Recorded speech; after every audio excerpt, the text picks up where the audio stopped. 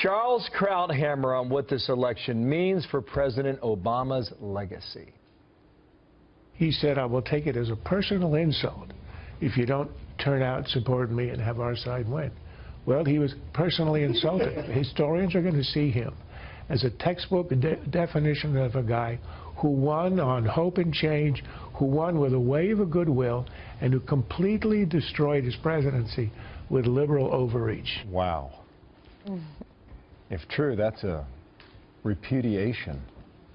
You know, 8 years, Julie. I don't think it's a repudiation of 8 years. First of all, let's not forget, she did win the popular vote by a sizable margin, probably close to 1 million votes and counting. But the one thing I do have to say is, you know, Charles does have a point to some extent, and I've been saying this since the election. You know, it would behoove my party, and I did this over the weekend, to sit and really think about why it is that Donald Trump won. A lot of those same voters, and Rachel can attest, in your home state, some of those same Wisconsin, some of those same voters that Obama had won.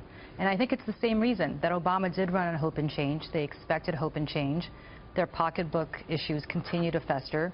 They continue to pay more for Obamacare, despite people like me saying it's great that everybody has more access to health care now. They still have more being taken out of their checkbook every day for health care costs. They still don't see that this economic recovery is affecting them directly.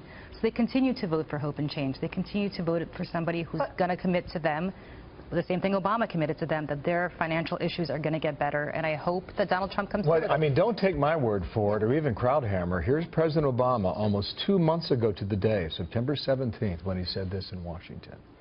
I will consider it a personal insult, an insult to my legacy, if this community lets down its guard and fails to activate itself in this election.